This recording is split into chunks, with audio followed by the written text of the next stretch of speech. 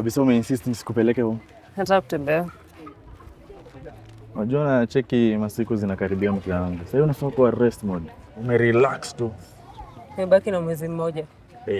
Ndio nijifungue. Besides, naonanga bibi yako kwa kibanda kila siku na hadi yako karibu kujifungua. Si tusha deliver. Haya. Baby number 4. Wanne wote. Wife ogopi uchungu? Nilisikia wakisema mko na pain tolerance. Nani hao? Sio kina nyinyi. Nikikusikia ukisema kitu kama hiyo tena naona nikibadilisha mse wa ndugu. Na sikoli uji jokes. Good. Cause uchungu si kitu ya kuchezea. Besides, watoto wanne ni kazi mob.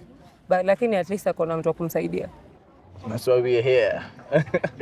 Nimekutumia, tutaonana baadaye. Sawa. Tukutane. Ukishoka kabisa nisikupeleke. Au simpeleke, niko sawa.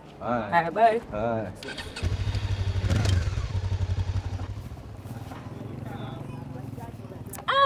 Sasa my dear. Poa. Kopoa? Yeah, unafanya nini huku?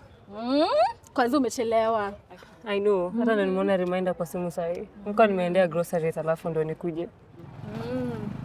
Haina shida hata. Ni vizuri tumepatana kabla ufike. Nataka cancel session leo. Jamani. Niko na client mwingine.